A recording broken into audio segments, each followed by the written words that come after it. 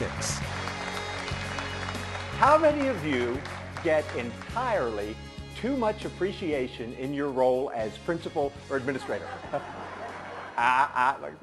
Look, Dr. Harrison, kiss it up. Look, you got it. That's right. That's right. That's right.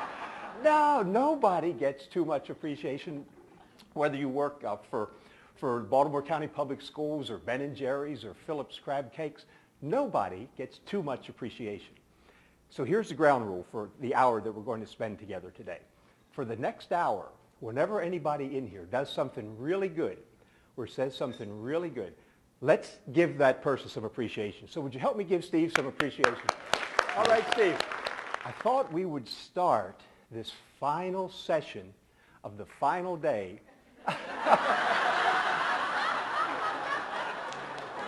We're going to talk about attitude. I thought we would start this final session of the final day with a final exam about your attitude toward life. Can we do that? Can we start this last session with a little quiz about attitude? Say yes. Sure. Yes. All right. So what kind of attitude is required? Yesterday, in his presentation, Tom, some appreciation for Tom for that. That was, oh my goodness.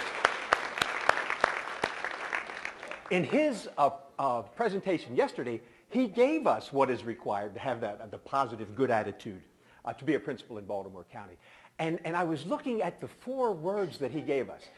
And he started with T, which was what? Does anybody remember? Tenacity. Tenacity. And then I. Ingenuity. Ingenuity. First P. Passion. And the 4th letter P. Persistence. Persistence. Tenacity, ingenuity, passion, and persistence. TIPP. I looked at that and I thought, wow, Tom, you're the man. That's the tip of the attitude iceberg. That's what it takes. That's the tip. That's what we see. We see people being tenacious, and we see ingenuity. We feel and we see the passion. So that's the tip of the iceberg. That's what we see. What lies underneath? Well, that's the bulk of the iceberg. That's the bulk of the iceberg. That's what comprises most of our attitude is expectation. Good chance that some of those people are going to be negative. And I love, don't appreciate that. No. And I love your response to a question that Fran asked you in her presentation. A little appreciation for Fran's presentation yesterday. Oh my goodness. This was so cool. She said, how many of you have employees that you hope don't show up? And everybody raised their hand. Some of you went like this. Well, have you noticed how those negative people kind of hang around together in little clumps? They do. That's a classic manifestation of the law of attraction. These negative people, they kind of attract each other. They clump together. I've got your first assignment for you for August 22nd. August 22nd, when you go into your school, I want you to find a clump of those negative people. Because they'll be there. Ooh, they'll be there. And they're clumping 2s and 3s. And here's what you do. Shh. You sneak up behind them like this. Don't let them see you coming.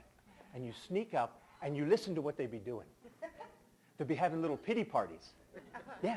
Oh, yeah, you know they're going to do it on August 22nd. And what do they serve in their pity parties? They serve wine and cheese. Wine and cheese. Yeah. But I want to suggest that in order to implement everything that you've been given to take back, there's 5 things that you're going to have to leave behind. Well, 6 counting the hotel towels. But 5 things that you're going to have to leave behind. And there's an old saying, knowledge is power. But you know what? That's not true. Applied knowledge is power. You guys are leaving here with so much knowledge, but unless you apply that knowledge,